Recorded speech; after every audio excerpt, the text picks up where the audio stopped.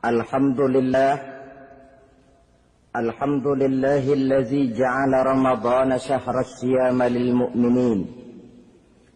Wassalatu wassalamu ala ashrafil anbiya'i wal mursalin, Sayyidina wa maulana Muhammadin wa ala alihi wa ashabihil mujahidin at-tahirin, amma ba'du. Ma'asyiral muslimin rahimakumullah. Dari jumlah 12 bulan yang ada dalam agama kita, yang dihitung sejak Muharram sampai dengan bulan Zulqa'dah, maka Ramadan mendapat gelar Sayyidus Syuhur. Sayyidus Syuhur artinya raja, penghulu atau tuan dari seluruh bulan. Apa sebabnya maka Ramadan ini dinamakan Sayyidus Syuhur? Sebab yang pertama, Ramadan dipilih oleh Allah menjadi bulan tempat di mana pertama kali diturunkan ayat-ayat suci Al-Quranul Karim. Allah tidak memilih Rabiul Awal, tidak Rajab, tidak pula Sya'ban misalnya. Tetapi dipilihnya Ramadan untuk menjadi bulan di mana diturunkan ayat-ayat suci Al-Quranul Karim. Seperti yang dijelaskan dalam surah Al-Baqarah ayat 185. A'udzu billahi minasyaitonir rajim. Syahrul Ramadan allazi unzila fihi al-Qur'an hudan lin-nasi wa bayyinatin minal huda wal furqan. Bulan Ramadan, bulan di mana diturunkan di dalamnya Al-Quranul Karim, yang merupakan petunjuk dan jalan menuju petunjuk bagi orang-orang yang beriman. Oleh sebab itu, salah satu bentuk ibadah yang sangat dianjurkan di bulan Ramadan diantaranya ialah memperbanyak membaca ayat-ayat suci Al-Quranul Karim. Yang kedua, Ramadan disebut Sayyidus Syuhur karena di dalamnya ada satu malam yang bobotnya khairun min alfi syahr. Satu malam tetapi lebih baik daripada 1000 bulan. Itu dinamakan dengan Lailatul Qadar. 1000 bulan kira-kira 83 tahun. Nilai ibadah di malam itu lebih baik daripada nilai ibadah 83 tahun. Padahal umur orang sekarang kan jarang yang sampai 83 tahun. Bagaimana ini harus kita pahami?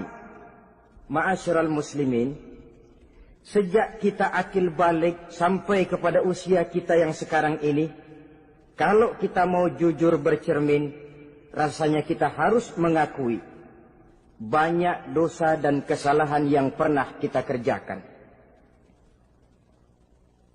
Kalau kita berbuat dosa selama 40 tahun, kemudian kita bertaubat 20 tahun lamanya, kalau menurut rumus dagang, ini kan belum tertutup. Dosa 40 tahun ditebus dengan taubat 20 tahun. Tapi haruskah dosa tidak terampuni? Allah Subhanahu wa ta'ala Maha Penyayang. Disediakannya malam-malam yang istimewa, yang punya nilai khusus. Seolah-olah Allah berkata, hai manusia, kau tidak perlu putus asa. Bagaimanapun banyak dosa kau lakukan, bagaimanapun banyak kesalahan kau kerjakan, nih, aku sediakan satu malam khairun min alfi syahrin. Lebih baik daripada 1000 bulan yang disebut dengan Lailatul Qadar. Kapan sih Lailatul Qadar itu? Menurut Al-Imamul Ghazali, Lailatul Qadar itu adanya pada 10 hari yang akhir di bulan Ramadan, terutama pada malam-malam ganjil. Malam 21, 23, 25, 27, dan 29. Tapi orang yang ingin menemukan Lailatul Qadar, dia harus sudah berjaga sejak awal Ramadan. Jadi nggak boleh pakai ilmu ngincer. Tahu ilmu ngincer? Tanggal 20 Ramadan nggak terawih, 21 terawih. 22 perek lagi, 23 masuk lagi. 24 nggak ke masjid. Temennya tanya, kenapa nggak ke masjid? Ini kan bukan malam ganjil, nggak turun Lailatul Qadar. Saya kira yang kayak begini dapatnya bukan Lailatul Qadar, boleh jadi Lailatul Qadar. Orang yang ingin menemukan Lailatul Qadar itu, dia harus berjaga-jaga sejak awal Ramadan. Inilah di antara tugas kita, memanfaatkan waktu-waktu yang punya nilai istimewa. Itu ada dalam agama. Dalam setiap minggu ada hari istimewa. Dalam setiap hari ada jam-jam istimewa. Dalam setiap tahun ada bulan istimewa. Coba, dalam setiap minggu ada hari istimewa, hari Jumat. Dalam setiap hari ada jam-jam istimewa, sepertiga malam yang terakhir. Antara jam 2 sampai menjelang fajar di kala subuh, itu saat-saat istimewa. Di samping saat istimewa, Allah pun menyediakan tempat-tempat yang istimewa. Solat di Masjidil Haram, pahalanya 100.000 kali ketimbang solat di masjid-masjid lain. Begitu di Masjid Nabawi misalnya, ini tempat yang istimewa. Lailatul Qadar, waktu yang istimewa yang diberikan kepada kita untuk kita manfaatkan dengan sebaik-baiknya. Toh dalam kehidupan bernegara saja misalnya, kan pada setiap tanggal 17 Agustus, itu Presiden memberikan grasi, ampunan kepada para entah itu tahanan politik dan sebagainya. Ada yang mendapat potongan tahanan, waktu-waktu yang istimewa. Inilah sebab kedua, kenapa Ramadan dinamakan Sayyidus Syuhur. Sebab yang ketiga, Ramadan disebut Sayyidus Syuhur karena di dalamnya nilai kebajikan berlipat ganda adanya. Satu hadis menjelaskan, "Lau ta'lamu ummati ma fi Ramadan, latamannau an takuna as-sanatu kullaha Ramadan." Andai kata umatku tahu keistimewaan apa yang ada di dalam bulan suci Ramadan, niscaya mereka ingin agar sepanjang tahun isinya Ramadan saja. Apa sebabnya? Li'annal hasanata fihi mujtami'atun. Di dalam bulan Ramadan itu berkumpul segala macam kebajikan. Wa ta'atu maqbulatun. Segala perbuatan taat diterima oleh Allah. Wa da'awati mustajabatun. Segala macam doa dan permohonan dikabulkan oleh Allah. Wa dzunuba maghfuratun. Dan segala macam dosa diampuni oleh Allah Subhanahu wa ta'ala. Berlipat gandanya nilai kebajikan yang kita kerjakan di bulan suci Ramadan. Itu sebabnya seorang muslim dalam menyambut bulan suci Ramadan penuh dengan sikap kegembiraan. Kata baginda Nabi, "Man fariha bidukhuli Ramadan, haramallahu jasadahu 'alan niran." Siapa orang yang gembira dengan datangnya bulan suci Ramadan, Allah haramkan badannya dari api neraka. Gembira menyambut Ramadan artinya bagaimana? Apa Ramadan datang terus bakar petasan?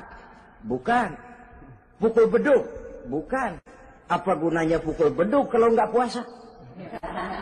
Apa gunanya bakar mercon kalau tidak melaksanakan ibadah di bulan suci Ramadan? Gembira menyambut datangnya Ramadan dalam arti mempersiapkan diri untuk melaksanakan ibadah dengan sebaik-baiknya di bulan suci Ramadan ini. Ma'asyiral muslimin rahimakumullah. Yang terakhir, kenapa Ramadan disebut Sayyidus Syuhur? Karena di dalam bulan suci Ramadan ada perintah melaksanakan ibadah puasa. Apa istimewanya ibadah puasa? Pertama, yang dipanggil untuk melaksanakan puasa itu iman. Ini panggilan istimewa. Allah menyatakan, "Ya ayyuhalladzina amanu kutiba alaikumussyam." Hai orang-orang yang beriman, diwajibkan atas kamu berpuasa.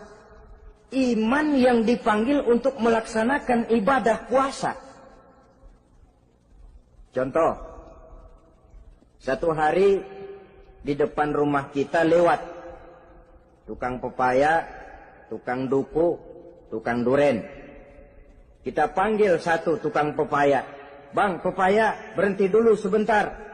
Kira-kira yang merasa tukang pepaya berhenti enggak? Berhenti. Ini tukang duku sama tukang duren berhenti enggak? Tidak. Tentu tidak berhenti karena tidak dipanggil. Ini Ramadan yang dipanggil orang-orang beriman. Hai orang-orang yang beriman, berhenti dulu sebentar. Berhenti apa? Berhenti makan di waktu siang, berhenti minum di waktu siang. Yang merasa beriman, berhenti. Yang tidak beriman, langsung. Biar Ramadan siang-siang makan jalan terus, ngerokok, ngelepus terus. Kenapa? Tidak beriman, tidak merasa terpanggil oleh ayat tadi. Sekarang tukang pepaya lewat di depan rumah. Kita panggil, bang pepaya berhenti dulu. Dia dengar tapi nggak mau berhenti. Apa kita bilang? Kang pepaya budak. Dipanggil nggak mau berhenti. Ini ada orang ngaku beriman kepada Allah. Ramadan dipanggil disuruh berhenti makan siang, nggak berhenti juga. Mukmin budak. Disuruh berhenti minum di waktu siang, nggak berhenti juga. Mukmin budak. Ini istimewanya puasa. Panggilan difokuskan kepada iman. Hai orang-orang yang beriman. Allah tidak bilang hai orang-orang yang sudah masuk Islam. Tidak. Ya ayyuhallazina aslamu. Tidak. Ya ayyuhallazina amanu yang dipanggil. Hai orang-orang yang beriman. Nilai nurani yang paling dalam itu yang dipanggil melaksanakan ibadah puasa. Lalu orang beriman yang bagaimana yang wajib puasa? Pertama dia sudah balik. Yang kedua berakal sehat. Yang ketiga dia mampu berpuasa. Orang beriman macam ini balik, berakal sehat, mampu melaksanakan puasa. Kalau cukup syarat ini, dia wajib puasa. Kurang syarat, tidak wajib puasa. Jadi kalau di bulan Ramadan ada teman kita tidak puasa, jangan heran barangkali syaratnya kurang. Cukup dalam hati saja, ini orang kurang syarat. Makanya nggak puasa. Pak, itu teman saya kok nggak puasa? Nggak puasa, nggak puasa. Dia bukan orang beriman kali ah. Orang yang tidak beriman itu tidak wajib puasa. Beriman kok pak? Iman. Tapi nggak puasa. Nggak puasa. Belum balik kali ah. Belum balik. Cuma badan doang gede. Bongsor kali itu. Belum balik. Sudah kok pak, sudah balik. Sudah balik, sudah. Tapi nggak puasa. Enggak. Gila kali dia ah. Gila kali sebab orang yang tidak berakal itu tidak wajib puasa. Waras pak dia tidak gila, tidak gila, tidak. Barangkali dia tidak mampu melaksanakan puasa karena terkena uzur syar'i. Ini keistimewaan puasa yang pertama yang dipanggil melaksanakannya iman. Keistimewaan yang kedua, oleh karena yang dipanggil iman, maka puasa dinamakan ibadah sirriyah. Ibadah rahasia. Kalau kita sembahyang, orang lihat kan? Lihat nggak? Lihat. Kita bayar zakat, orang tahu. Kita pergi haji, apalagi pergi haji, sekampung nganterin. Tapi kita puasa atau tidak puasa, yang tahu kan cuma kita dan Allah saja.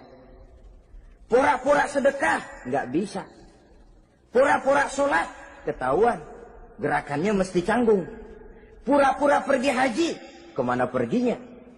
Tapi pura-pura puasa, gampang. Namanya ibadah sirriyah. Bulan puasa, jam 8 pagi, makan. Keluar rumah, bibir lap yang kering. Jalan lemesin dikit. Ada angin, belaga miring.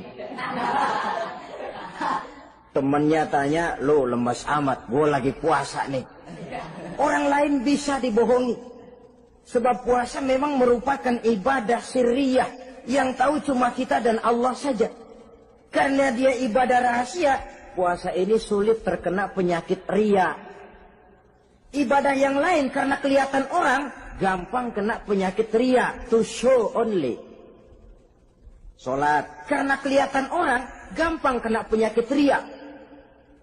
Karena saya jadi imam, misalnya di belakang saya lihat ada mertua, wah saya bikinlah sembahyang saya mantap-mantap, pakai serban, pakai siwak, bahasanya saya paseh-pasehin kayak orang 16 tahun di Mekah.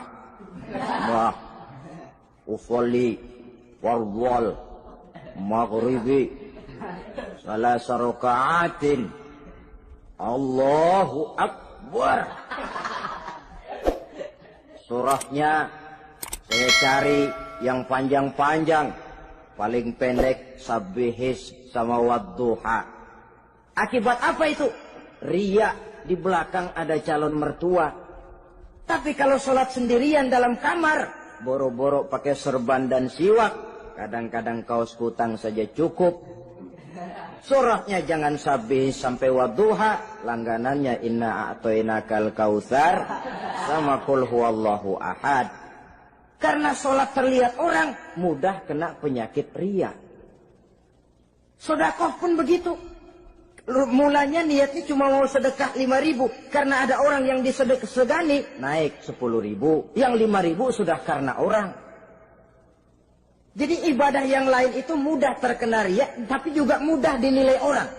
Kita bisa saja bilang, itu orang sholatnya khusyuk ya. Kenapa? Kelihatan dari gerakannya. Itu orang hajinya mabrur ya. Kenapa? Kelihatan dari tingkah lakunya setelah pulang haji. Itu orang sedekahnya berani ya. Kenapa? Ketahuan dari jumlahnya. Ibadah yang lain bisa dinilai, tapi puasa nggak bisa dinilai. Tuh orang puasanya mantap bener ya. Kenapa? Beludah melulu. Itu bukan ukuran. Itulah sebabnya dia dinamakan ibadah sirriyah. Ibadah yang abstrak. Yang tahu cuma si pelaksana dan Allah saja. Ini keistimewaan puasa yang kedua. Yang ketiga, saudara-saudara. Kalau ibadah-ibadah yang lain, ganjaran pahalanya itu dijelaskan oleh Allah. Sedekah kalau ikhlas pahalanya begini. Haji kalau mabrur pahalanya ini. Sembahyang berjamaah pahalanya ini. Untuk puasa tidak. Puasa Allah cuma bilang as-siyamu li wa ana ajzi bihi. Puasa adalah untukku, aku yang akan membalasnya. Berapa besar balasannya tidak dijelaskan oleh Allah. Apa artinya ini? Kalau saudara kerja, mandor bilang, sampean kerja sama saya, gaji 1 hari 5.000. Ketahuan kan, sehari 5.000. Kita bisa kong-kalingkong, ada mandor rajin, nggak ada mandor kendor. Pokoknya sehari 5.000. Tapi kalau mandor cuma bilang, kau kerja sama aku, soal gajimu nanti aku yang atur. Tidak dijelaskan berapanya, nanti aku yang atur. Ini kan mestinya kita kerja hati-hati. Sebab apa? Mungkin gaji kita lebih besar dari jumlah 5.000 kalau kerjaan memuaskan. Mungkin tidak digaji sama sekali kalau kerjaan berantakan. Tidak dijelaskannya pahala puasa menjadi sugesti bagi kita untuk melaksanakan ibadah ini dengan sebaik-baiknya. Mungkin gaji sangat besar, mungkin tidak digaji sama sekali. Sebab kata Nabi, kam min shaimin laisa lahu min siyamihi illa al-ju' wal 'atsh. Berapa banyak orang puasa, dia tidak memperoleh apa-apa dari puasanya kecuali lapar dan haus saja. Puasa sah, kewajiban gugur, nilai 0. Tidak dapat apa-apa kecuali lapar dan haus. Jadi inilah keistimewaan daripada ibadah puasa. Saudara hadirin yang saya hormati, kemudian apa sih perlunya kita melaksanakan ibadah puasa ini? Namanya syahwat. Kalau itu kita kendalikan, maka langkah hidup ini akan menjadi lurus karenanya. Benar kalau Nabi menyatakan, "Iza ja'a Ramadan, futihat abwabus sama, wa ghulliqat abwabun nar, wa sufsidatis sayatin." Apabila datang bulan suci Ramadan, dibuka pintu langit, dibuka pintu surga, ditutup pintu neraka, dan diikat setan-setan itu. Siapa yang ikat setan? Puasa kita. Dengan puasa kita mengendalikan nafsu. Kalau nafsu kita kendalikan, setan nggak berkutik. Jadi yang mengendalikan nafsu itu nilai puasa. Nafsu terkendali, setan terikat. Kalau puasa, kalau nggak puasa, setannya ngebludak. Jadi jangan digambarkan, wah kalau bulan puasa setan dirantai. Rantainya kayak apa? Yang rantai siapa? Arti setan diikat di sini ialah nafsu dikendalikan. Dengan apa? Mengatur makan dan minum. Puasa kan sebenarnya logikanya mengatur perpindahan waktu makan dan minum saja. Apabila perut besar ini teratur demikian rupa, syahwat tidak menggelegak, dia terkendali. Dengan hidup pandai mengendalikan nafsu, iblis tidak berdaya dan tidak berkutik. Ma'asyiral muslimin rahimakumullah, Nabi bersabda, "La yu'minu ahadukum hatta takuna hawahu taba'an lima ji'tu bih." Belum sempurna iman kamu kalau nafsumu belum ikut apa yang aku bawa. Yang dibawa Nabi tidak lain daripada syariat, termasuk di dalamnya pelaksanaan ibadah puasa. Karena itu saya pesan kepada seluruhnya, jangan kalau puasa kayak orang ngancem. Siang bisa mengendalikan nafsu, tapi begitu maghrib berbunyi, nafsu sudah tidak terkendalikan lagi. Itu namanya puasa orang ngancem. Kayaknya, biarin siang gua tahan, ntar lo maghrib. Begitu maghrib berbunyi, sudah macam bendungan pecah. Semua isi meja pindah ke perut. Akhirnya, kalau siang dia setengah mati kelaparan, habis buka setengah mati kekenyangan. Dua-duanya jelek. Kalau sudah kekenyangan, yang enak kan ngukur balik. Tidur. Maghrib liwat, isya out, terawih boten. Temennya nyamper ke masjid yuk terawih duluan deh, gua kenyang bener nih. Kenyang. Berbuka itu yang bagus pakai etik ya. Etika buka itu. Maghrib berbunyi, cukup seteguk air, 3 butir korma atau sepotong kue. Sholat maghrib. Selesai sholat maghrib, masuk ronde kedua. Waktunya agak panjang. Makan ala qadarnya. Selesai makan, berangkat ke masjid, isya, tarawih. Pulang tarawih, masuk ronde ketiga. Waktunya panjang. Mau habis-habisan juga nggak apa-apa. Tapi kalau begitu maghrib berbunyi langsung dipukul 1 ronde, kita yang rubuh. Kekenyangan. Waktu siang dia sanggup mengendalikan nafsu. Tapi begitu maghrib berbunyi, nafsu sudah tidak terkendali lagi.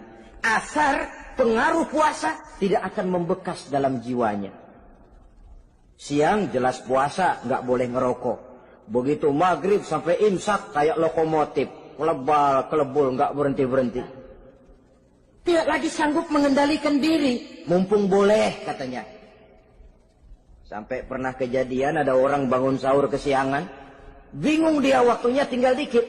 Mau sahur dulu, nggak keburu ngerokok. Mau ngerokok dulu, takut nggak keburu sahur. Akhirnya bareng. Sebelah nyuap nasi, sebelah ngerokok. Itu macam mana rasanya kalau sudah kayak begitu. Padahal pengaruh daripada melaksanakan puasa akan terlihat dari sejauh mana seseorang dalam hidup mampu mengendalikan nafsu. Bukan pada waktu memang dilarang, tapi pada waktu diizinkan. Di situ yang paling kelihatan. Kalau waktu siang saudara mampu mengendalikan nafsu, itu jelas saja memang seharusnya wong puasa. Malam dalam keadaan makan boleh, minum boleh, masih mampu mengendalikan nafsu. Dalam arti makan dan minum pada batas yang wajar saja. Itulah yang dikehendaki dari melaksanakan ibadah puasa. Sehingga ibadah itu membekas dan ikut membentuk kepribadian orang. Sekali lagi, jangan cuma waktu siang saja bisa mengendalikan nafsu. Di waktu malam pun dalam kondisi yang memang dihalalkan, kita juga hendaknya mampu mengendalikan nafsu. Jadi inilah perlunya puasa yang pertama, supaya kita bisa mengendalikan nafsu. Yang kedua, puasa itu melatih kita hidup sederhana.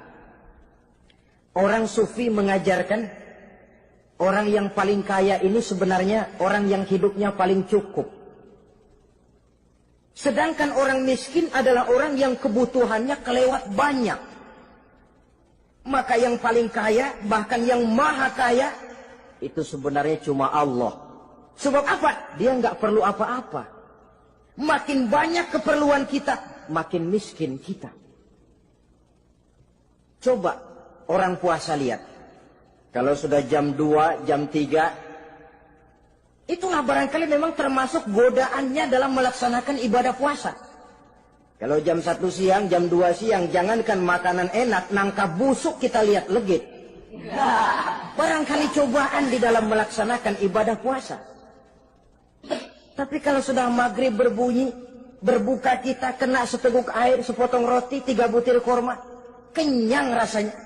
Kemana keinginan yang tadi begitu menggebu-gebu? Oh, bisikan nafsu rupanya itu. Makin dalam kita merenung, makin sampai kita kepada bentuk kesederhanaan di dalam hidup ini. Puasa membentuk pribadi seorang muslim untuk jauh daripada sifat tamak bin rakus alias rakah.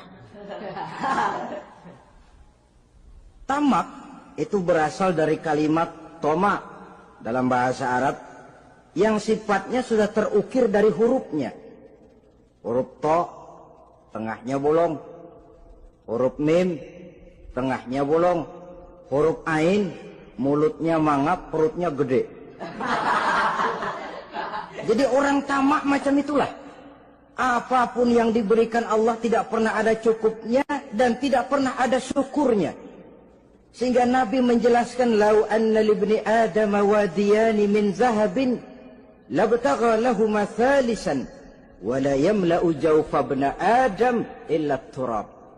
Andai kata manusia mempunyai 2 buah ladang yang seluruhnya emas, tidak usah kepalang tanggung, ladang emas, 2 ladang semuanya ladang emas, dia tidak akan puas, dia akan mencari lagi ladang yang ketiga.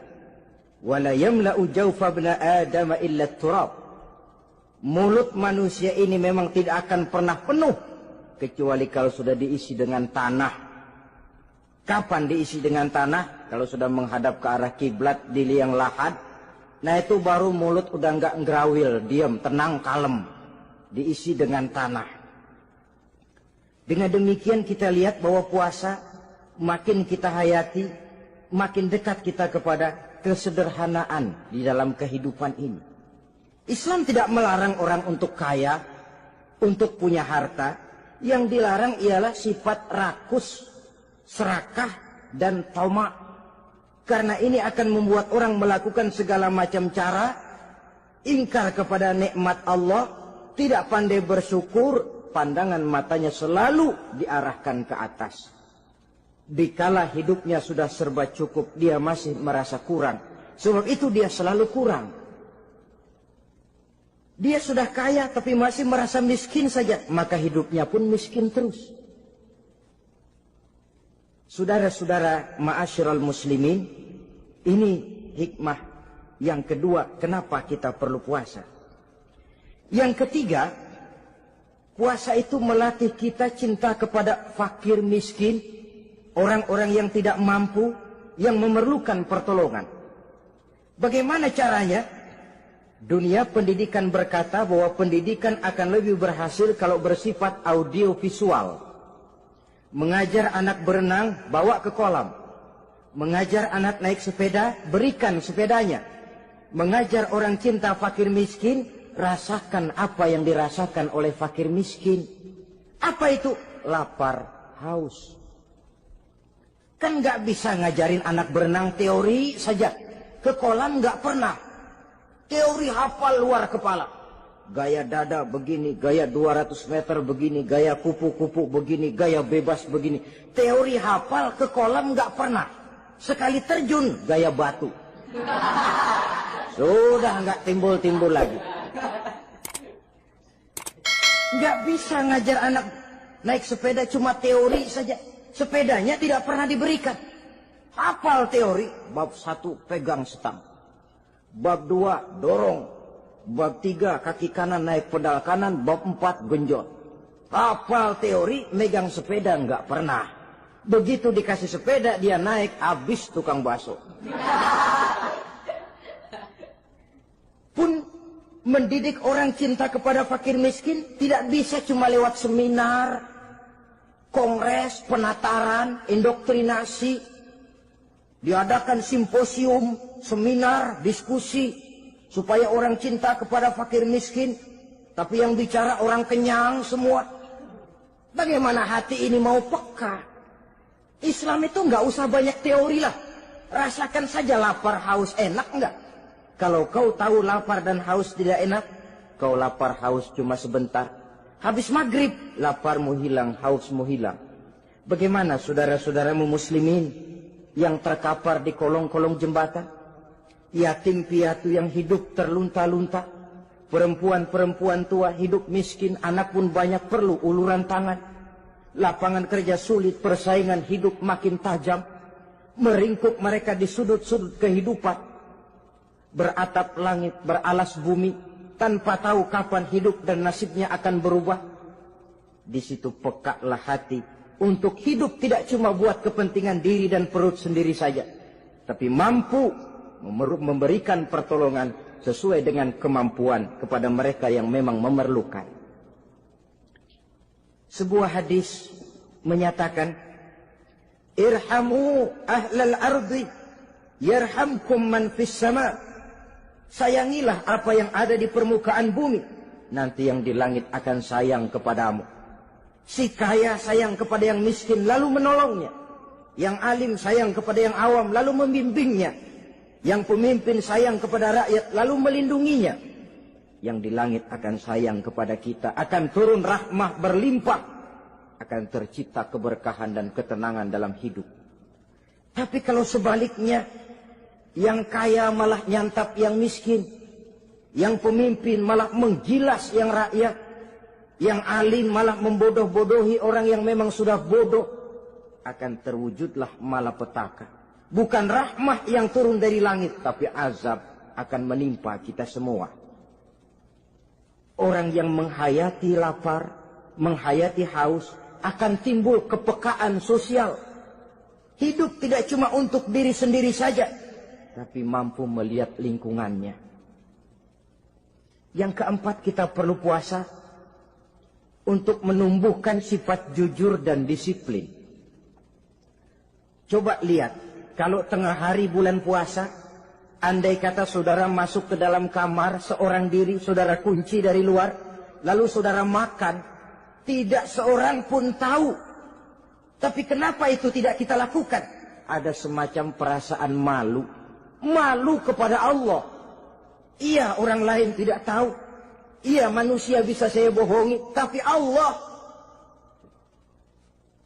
Atau umpamanya waktu sholat zuhur, saudara sholat zuhur di masjid, umpama ketika ngambil air wudhu, giliran ke kemur, saudara korupsi dikit aja, telan. Yang Nabi sumu tasihhu, berpuasalah kamu, badanmu akan sehat. Sebab apa? Saya katakan tadi, semua energi dihasilkan dari perut besar sini. Itu makanan yang kita makan, mulai dari keju sampai singkong, mulai dari hamburger sampai combro, masuk perut besar, digiling, lalu ditransfer ke seluruh tubuh oleh perut besar ini. Mekanisme kerjanya persis pabrik besar yang kalau kita hayati, Allahu Akbar, fatabarakallah ahsanul khaliqin. Ini tangan supaya kuat kerja perlu vitamin apa? Kirim ke tangan. Mata supaya awas perlu vitamin apa? Kirim ke mata. Bibir supaya nggak pecah perlu vitamin apa? Kirim ke bibir. Oleh perut besar ditransfer ke seluruh tubuh. Sisanya yang nggak perlu keluar jalan belakang. Kalau perut besar ini terus-menerus bekerja, ibarat mesin diforsir, dia akan cepat rusak. Maka datang bulan Ramadan, perut besar itu jangan terlalu diforsir. Diberikan tenggang waktu istirahat. Sehingga Nabi memberikan jaminan sumu tasihhu. Berpuasalah kamu, pasti kamu akan sehat. Buktinya orang mati kelaparan banyak, tapi yang mati karena puasa, kalau puasanya betul, nggak ada. Maka Islam itu agama yang sesuai dengan fitrah ya. Buktinya apa? Puasa wisol itu bukan saja tidak boleh, tapi haram. Puasa wisol artinya puasa nyambung. Dari pagi sampai maghrib, sampai malam, sampai besok pagi lagi terus-terusan puasa, haram. Karena itu bertentangan dengan fitrah. Islam tidak cukup dari waktu imsak sampai datang waktu maghrib. Kenapa? Menurut perhitungan itu sesuai dengan daya kemampuan maksimal manusia. Sudah diukur itu. Allah yang bikin manusia kok. Jadi kalau Allah perintah puasa, itu sudah dalam kemampuan daya tampung dari kapasitas yang dimiliki manusia. Orang mati kelaparan banyak, yang mati karena puasa nggak ada. Belum pernah saya dengar ada warta berita, sari berita-berita penting dalam sejarah ini, gara-gara bulan puasa orang Islam pada mati. Nggak ada. Yang mati kelaparan banyak, tapi yang mati karena puasa tidak ada. Nabi menjamin sumu tasihhu. Berpuasalah kamu, pasti badanmu akan sehat. Ma'asyiral muslimin, kalau sudah tahu kita apa perlunya kita berpuasa, pembicaraan akan saya lanjutkan bagaimana seharusnya kita puasa. Puasa yang ideal itu yang bagaimana? Al-Imamul Ghazali menjelaskan, orang yang puasa itu ada 3 macam. Pertama, saumul awam. Puasanya orang kebanyakan.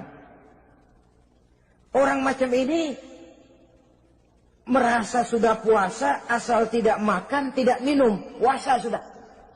Pokoknya tidak makan, tidak minum, itulah puasa. Ini puasanya orang awam. Matanya tidak pernah puasa. Kupingnya tidak puasa, kakinya tidak puasa, tangannya tidak puasa. Ini puasa orang awam, kebanyakan. Hasilnya tidak mustahil seperti yang dikatakan Nabi tadi. Berapa banyak orang puasa tidak mendapat apa-apa dari puasanya kecuali lapar dan haus. Puasa sah, kewajiban gugur, nilai 0. Kan rugi ibadah semacam itu. Sebab jangan lupa, yang membatalkan itu kan 2. Ada yang membatalkan pahala puasa, ada yang membatalkan puasa. Bedanya apa? Kalau puasa batal, pahala jelas batal. Tapi kalau pahala yang batal, puasanya mungkin sah. Kewajibannya gugur, tapi pahala tidak ada. Kalau yang membatalkan puasa sih umumnya kita bisa jaga itu. Sebab apa? Masalahnya konkret, kelihatan. Apa yang membatalkan puasa? Misalnya makan dan minum yang disengaja walaupun sedikit. Batal. Sedikit tapi sengaja tidak mengenyangkan, batal. Mamanya pentol korek yang kecil itu. Sengaja telan waktu puasa, batal. Kan sedikit pak, nggak kenyang kok. Sengaja. Sengaja itu yang bikin batal. Tapi kalau tidak sengaja seperti lupa, itu tidak batal. Misalnya hari pertama puasa, di sembahyang subuh tidur, bangun jam 8, lupa kebiasaan, langsung aja nyerbu ke dapur. Dapat sepiring setengah, ingat. Astagfirullah, lagi puasa, betul. Setelah ingat bagaimana? Yang masih ada di mulut keluarkan, berkemur, lanjutkan puasanya, sah. Perkara sepiring setengah yang udah kadang masuk bagaimana pak? Itu rezeki. Lawang orang lupa. lupa itu kan jenis yang ma'fu anhu, jenis yang dimaafkan. Makan dan minum yang disengaja walaupun sedikit, batal. Batal puasanya. Apalagi muntah yang disengaja, batal puasanya. Ukuran sengaja kan kita tahu. Apalagi hilang akal, seperti gila atau pingsan, batal puasa. Apalagi hubungan suami istri di waktu siang secara sengaja, batal. Kalau sengaja. Kalau nggak sengaja, enggak. Namanya nggak sengaja. Umpamanya, saya nggak sengaja Pak, tahu-tahu udah nyampe situ, gimana? Yang nggak batal, cuma begitu ingat, buru-buru selesai mandi, lanjutkan puasanya, sah. Jangan begitu ingat sih, ingat Pak puasa, cuman tanggung. Nah, ini tanggung ini yang bikin jadi batal. Dan jangan lupa, orang yang membatalkan puasa karena hubungan suami istri, dendanya paling berat. Seorang sahabat pernah lapor, halaktu ya Rasulullah. Ya Rasul, celaka saya. Ma'ahlakak, apa yang bikin kamu celaka? Saya lagi puasa Ramadan ya Rasulullah, saya nggak tahan. Lalu, saya nyelonong sama istri saya. Pengantin baru ini rupanya. Nyelonong bagaimana? Ya nyelonong.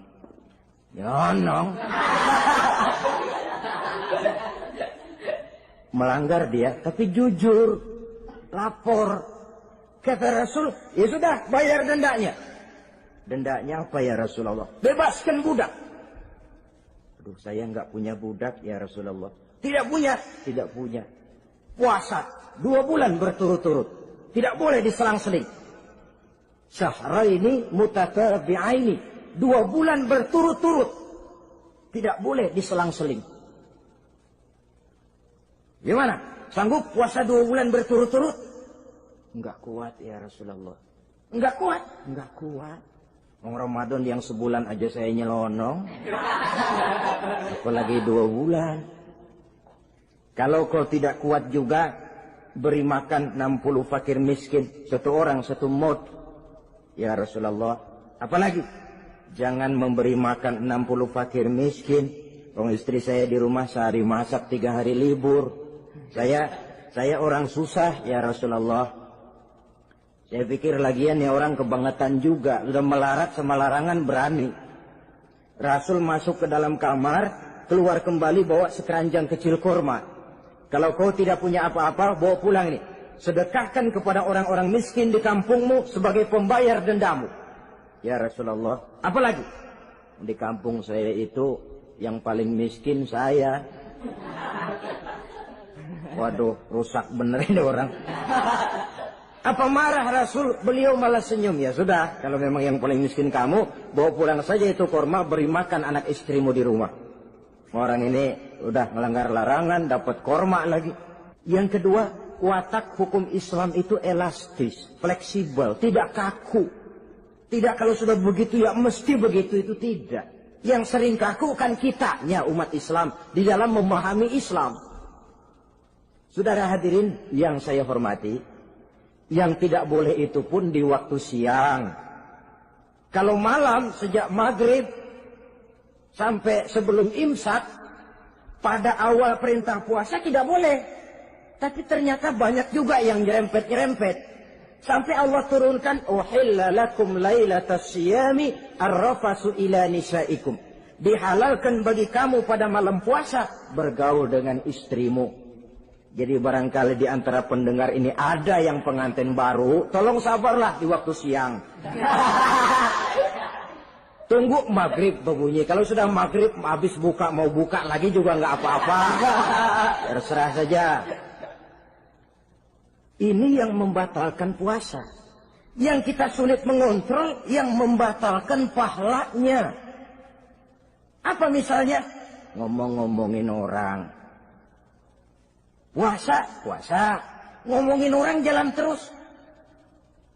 Itu ya tetangga kita. Kenapa emang? Oh, anu. Kita sih bukan ngomongin orang ini. Bukan ngomongin orang katanya. ngomongin tuyul. Bohong. Orang puasa bohong, apa puasanya batal? Tidak. Puasanya sah. Yang batal mungkin pahalanya. Saudara-saudara, ma'asyiral muslimin rahimakumullah. Mata, terutama di kota-kota besar, menjaga mata ini. Kadang-kadang kita nggak pengen lihat, tapi kelihatan. Sebab itu memang yang tidak boleh ngeliatin. Kalau kelihatan, lain. Kelihatan itu kan rezeki. Orang kita nggak mau tapi kelihatan. Yang kelihatan itu sebentar. Kata Imam Ali, nazaratul ula laka wa tsaniyatu alaika. Pandangan pertama untukmu, yang kedua atasmu.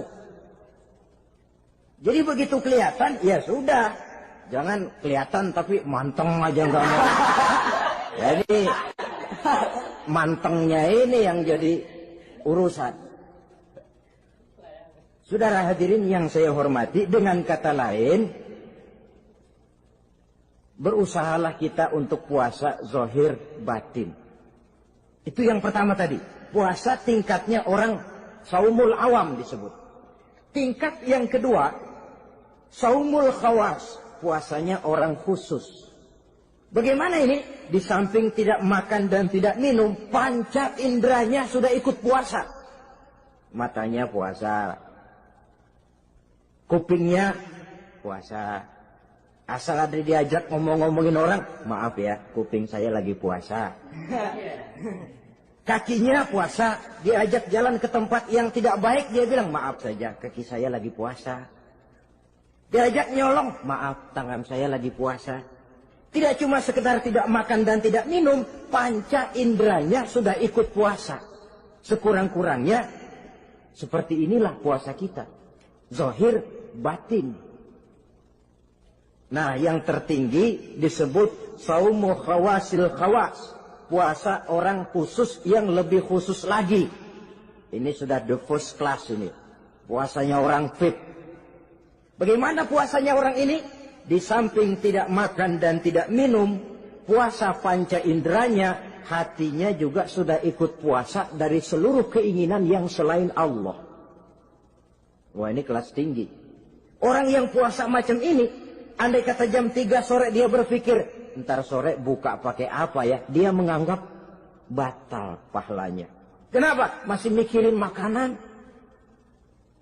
Kalau kita kan bukan cuma mikirin, ngancem. Waduh, jam 5 di meja udah bederek es kopior, kelapa muda, cendol. Apa yang mau diminum lebih dulu? Tingkat yang tertinggi ini, hatinya juga puasa dari semua keinginan yang selain Allah. Idealnya, sekurang-kurangnya kita puasa zahir batin. Zahirnya menahan diri dari yang membatalkan puasa, batinnya mencegah diri dari yang membatalkan pahala puasa kita itu. Ma'asyiral muslimin rahimakumullah. Terakhir, Rasulullah sallallahu alaihi wasallam membagi bulan Ramadan itu menjadi 3 bagian. Sepertiga yang pertama, tanggal 1 sampai 10 Ramadan, masa turunnya rahmah. Turunnya kasih sayang Allah. Kalau istilah sepak bola, tanggal 1 sampai 10 Ramadan ini disebut babak semifinal. Babak penyisihan. Sepak bola itu kalau baru tingkat babak penyisihan, pesertanya banyak. Seluruh kesebelasan turun bertanding. Babak penyisihan. Ramadan tanggal 1 sampai 10, babak penyisihan, putaran pertama. Pasaran puasa rame. Masjid musola full house. Meledak, tidak sanggup menampung jamaah yang tarawih itu. Yang tadarus meriah. Kenapa? Maklum babak penyisihan, seluruh kesebelasan turun bertanding. Tanggal 1 sampai tanggal 10 Ramadan. Bila itu selesai, selesailah putaran pertama. Masuk putaran kedua, sepertiga yang kedua tanggal 10 sampai 20 Ramadan. masa maghfirah, masa turunnya ampunan dari Allah, masuk babak semifinal. Sepak bola itu kalau sudah babak semifinal, itu kan sudah banyak kesebelasan yang masuk kotak. Maka 10 Ramadan ke atas, pasaran puasa mulai menurun. Yang nggak puasa mulai nekat. Yang tadarus sudah mulai sayup-sayup sampai. Sementara barisan orang sembahyang tarawih di masjid mulai mengalami kemajuan dengan pesatnya. Barisannya makin maju ke depan. Maklum, tidak semua kesebelasan tangguh. Ada yang sejak bertanding sudah berhitung. Kita sih bakalan kalah jelas, yang penting main aja dulu dah. Ada yang rajin ke masjid, motifnya lain. Ada karena ikut-ikutan teman, karena malu sama mertua, rajin terawih, karena nganterin, rajin terawih, bayangnya paling belakang berdua lagi. Malah ngeledek begitu imam waladolin, dia di belakang nyaut asik.